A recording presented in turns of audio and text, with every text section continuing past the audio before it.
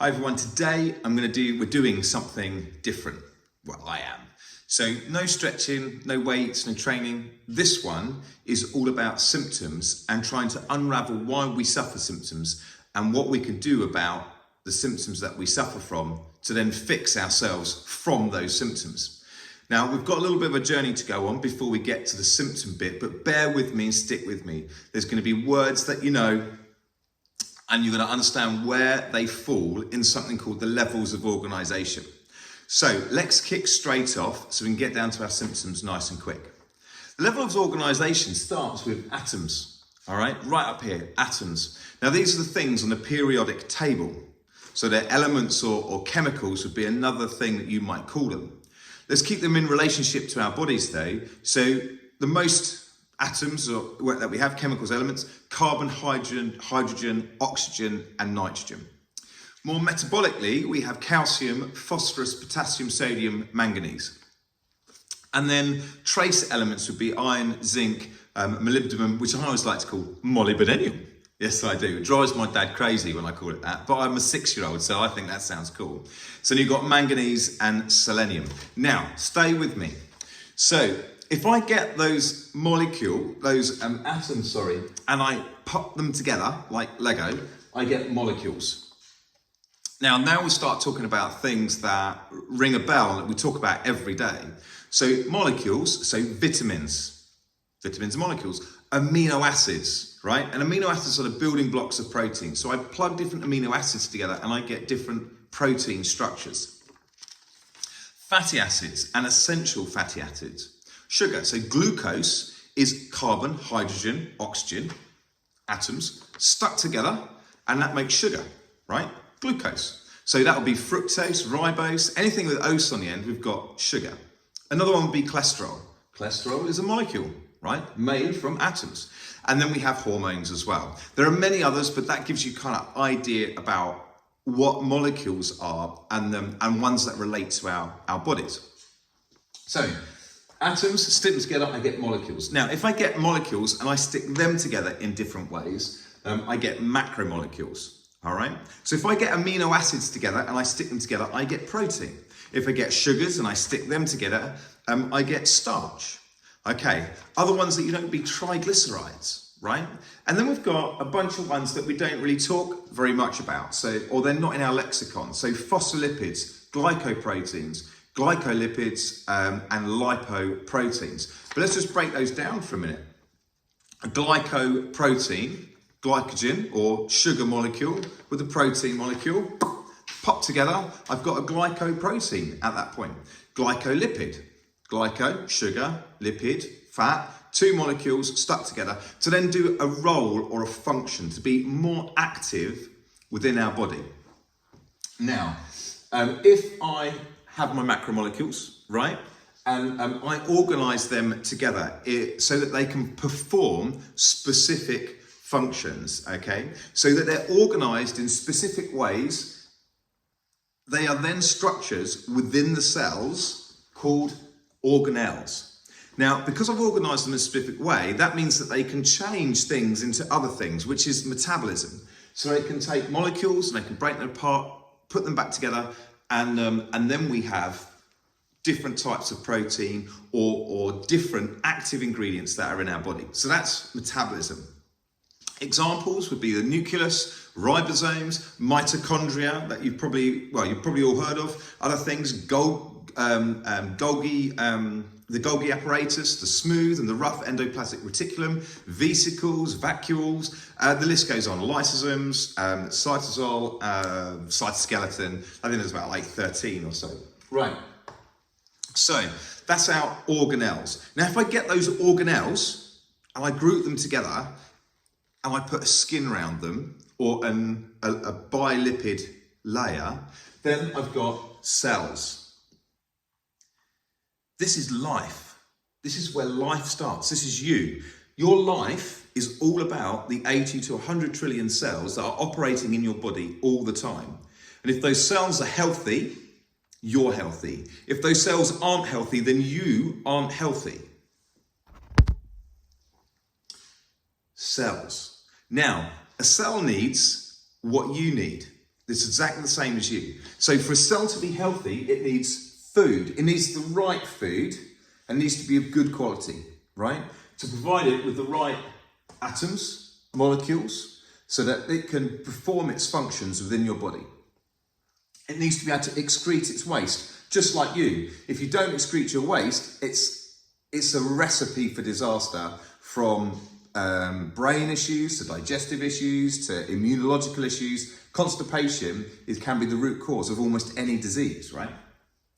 It needs to operate in the right environment, just like you. You're not productive if it's too cold.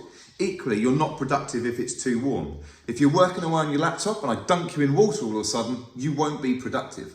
So your environment needs to be right, and a cell's environment needs to be right. Not too acidic, not too alkaline. It needs the correct amount of oxygen. It needs the correct elements in there for it to function correctly.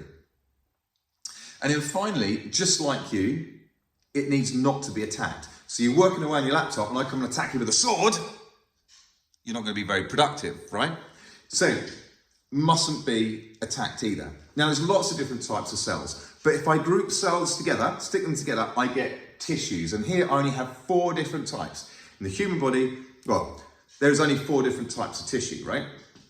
So you've got epithelial tissue, and this is skin. This is what lines everything, right? So your heart has skin around the outside of it, and then skin inside each of the chambers, like so.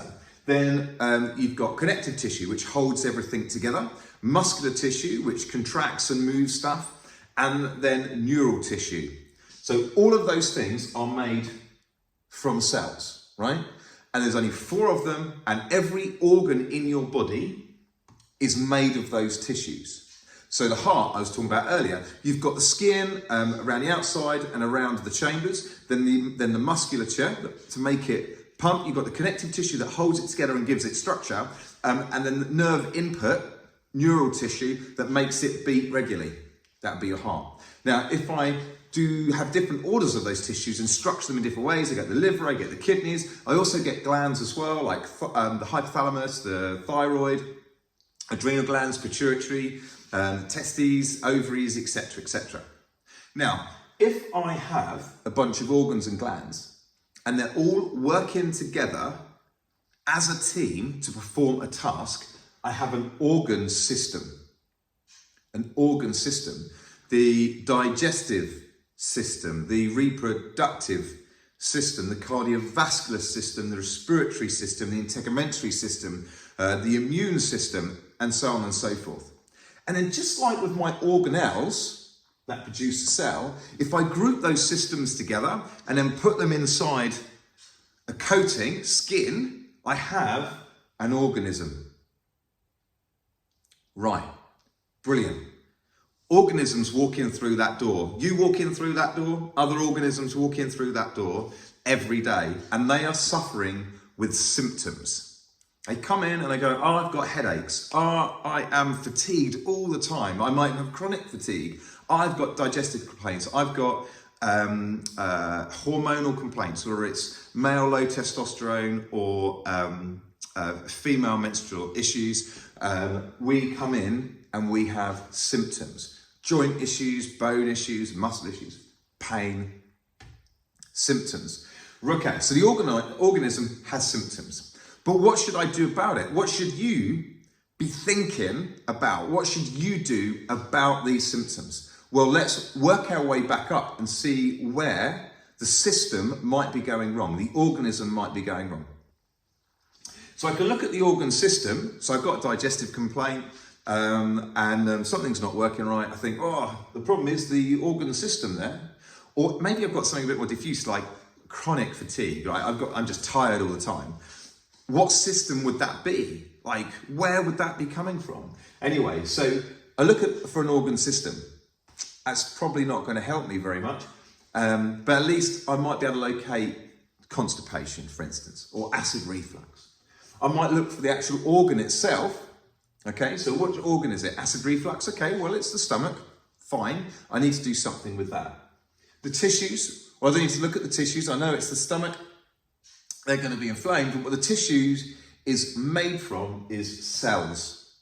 So the person's got acid reflux. So am I feeding those cells properly? Do they have enough food or water or rest? Do they have enough nutrients to be healthy? Don't know yet. Can they expel their waste and operate correctly and perform metabolism? Are they in the right environment?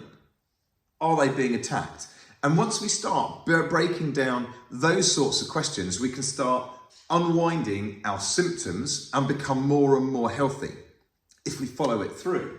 So I make the cells healthy by eating correctly, cutting the sugar, drinking more water if I'm not consuming much water.